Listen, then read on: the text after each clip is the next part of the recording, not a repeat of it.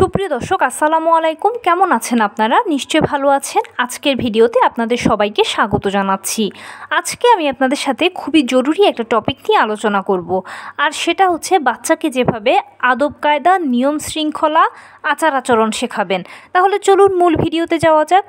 দেখুন, আমরা সব মায়েরাই চাই আমাদের বাচ্চারা সুস্থ সবল সুন্দরভাবে বেড়ে উঠুক, সুন্দর আচার আচরণ করুক, ভালো আদব কায়দা শিখুক, শৃঙ্খল জীবন যেন তাদের হয়, এই জিনিসগুলো যেন তারা মেনটেন করে। আমরা সবসময় মায়েরা, বাবারা বা পরিবারের সবাই আমরা এটাই চাই। প্রতিটি বাচ্চাই যেন সুস্থ সুন্দর জীবন পায় এবং সুস্থ সুন্দরভাবে যেন বেড়ে ওঠে, এটাই আমাদের সবার চাওয়া পাওয়া থাকে। কিন্তু বাচ্চাদেরকে ছোটোবেলা থেকে যদি আমরা এই জিনিসগুলো শিক্ষা দেই, তাহলে কিন্তু এই বিষয়টা নিয়ে আমাদের আর কোনো টেনশন থাকবে না। বাচ্চারা ম্যাক্সিমাম টাইম কিন্তু বাসায় থাকে ছোটোবেলায়, আর অল্প স্বল্প সময় কিন্তু তারা স্কুল বা বাহিরের জগতের সাথে থাকে। তাই বাচ্চাদের প্রথম শিক্ষা প্রতিষ্ঠান হচ্ছে তাদের বাসা, পরিবার পরিজন, স্পেশালি মা বাবা। কারণ মা বাবার সাথেই কিন্তু বর্তমান সময়ে বাচ্চারা অনেক বেশিই থাকে।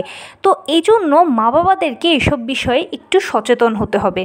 সেটা হচ্ছে, ধরুন আপনারা বাবা মা যখন কথাবার্তা বলছেন, তখন আপনারা খেয়াল করবেন যে কথাবার্তার মাঝে যেন অশালীন কোনো আচার আচরণ বা অশালীন কোনো কথাবার্তা যেন না থাকে। এটা আপনারা সবসময় এনশিওর করার চেষ্টা করবেন।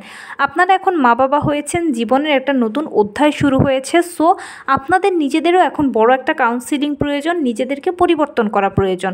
কারণ বাচ্চারা তার বাবা মাকে খুব বেশি ফলো করে। যেহেতু বলেছি যে পরিবারটাই হচ্ছে তাদের প্রথম শিক্ষা প্রতিষ্ঠান, একেবারে হাতে খড়ি, তাই বাবা মাকে তারা অনেক বেশি ফলো করে। বাবা মা কীভাবে চলছে, কীভাবে কথা বলছে, কীভাবে হাঁটছে, কীভাবে হাসছে, এই জিনিসগুলো বাচ্চারা খুব স্ট্রিক্টলি ফলো করে। তো সেজন্য অবশ্যই আপনার আচার আচরণ, হাঁটা চলা, কথাবার্তা সব কিছুর মাঝে চেষ্টা করবেন শিষ্টাচার রাখতে, মার্জিত থাকতে আপনি। তাহলে বাচ্চা এই জিনিসটা শিখবে। আমি যদি এটাকে উদাহরণ দিয়ে বোঝাই, ধরুন আপনারা একজন আরেকজনের সাথে হাজব্যান্ড ওয়াইফ কথা বলছেন, কথার মাঝখানে বলবেন যে প্লিজ তুমি আমাকে এটা দাও, থ্যাংক ইউ এটা আমি পেয়েছি, সরি আমার ভুল হয়েছে। এই যে ছোট ছোট শব্দগুলো বা এই যে নিয়ম শৃঙ্খলাগুলো আপনারা যখন এভাবে নিজেরা নিজেদের সাথে বলবেন, তখন বাচ্চা এগুলো শিখবে এবং বাচ্চার সাথেও এটা আচরণ করবেন। যেমন বাচ্চাকে আপনি কিছু দিতে বললেন, সে দিলে বলবেন থ্যাংক ইউ। যদি কোনো কিছু ভুল হয়ে যায়, হয়তো বাচ্চাকে রাগ করে মেরেছেন, পরেই বলবেন যে সরি আমি তোমাকে মেরেছি। বাচ্চাকে উৎসাহ দেবেন যে তুমি তো খুব ভালো কাজ করেছো, তোমাকে তাই জন্য থ্যাংক ইউ। এই বিষয়গুলো যখন আপনি বাচ্চাকে শেখাবেন, হাঁটা চলা কথাবার্তার মাধ্যমে, এমনকি খেলাধুলাও যখন শেখাবেন, তখন দেখবেন যে সে ইজিলি এটাকে টেনে নিচ্ছে। তাকে শেখানোর ক্ষেত্রে আপনার কোনো কষ্ট হচ্ছে না। মায়েরা একটা কাজ বেশি করবেন, সেটা হচ্ছে বাচ্চাদেরকে বেশি সময় দেবেন।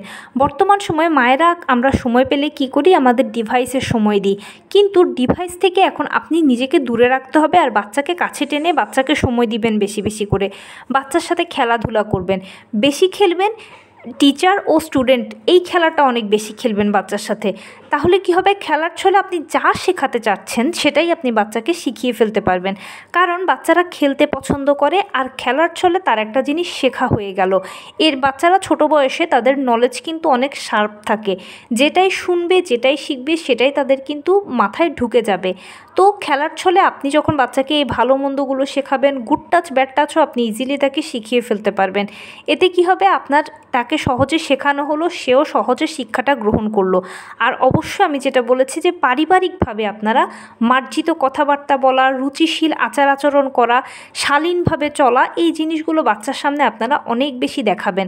আপনিও আপনার হাজব্যান্ড বাচ্চার সামনে একটা রোল মডেল হয়ে যাবেন।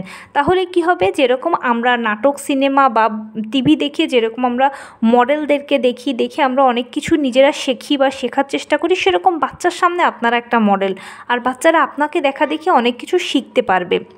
আর বাচ্চা পরবর্তীতে দেখবেন যে সুন্দর আচার আচরণ করছে, মার্জিত তার আদব কায়দা সব কিছু, আপনাকে সবাই অ্যাপ্রিসিয়েট করবে যে আপনি তো খুব ভালো মা, শেখাতে পেরেছেন বাচ্চাকে ভালোভাবে, আপনারও ভালো লাগবে আর বাচ্চাও খুব ভালোভাবে বেড়ে উঠবে। তো এই ছিল আজকের ভিডিও। কেমন লাগলো বলুন। যদি ভালো লেগে থাকে ও হেল্পফুল হয়ে থাকে, তাহলে প্লিজ লাইক কমেন্ট শেয়ার করতে একদম ভুলবেন না। আর সেই সাথে আমার চ্যানেলটিকে সাবস্ক্রাইব করার বিনীত অনুরোধ রইল। পাশে থাকা বেল আইকনটি ক্লিক করে দেবেন, যেন আমি ভিডিও ভিডিও আপলোড করার সাথে সাথে আপনারা নোটিফিকেশান পেয়ে যান। যদি কোনো প্রশ্ন থাকে কমেন্টসে জানাবেন, আমি রিপ্লাই দেব। প্লাস যদি কোনো পরামর্শ থাকে যে কোন বিষয়ের উপরে ভিডিও বানালে আপনারা উপকৃত হবেন সেটাও জানাবেন। আমি আপনাদের পছন্দের সর্বোচ্চ প্রায়োরিটি দেব। ভালো থাকবেন, সুস্থ থাকবেন। আসসালামু আলাইকুম।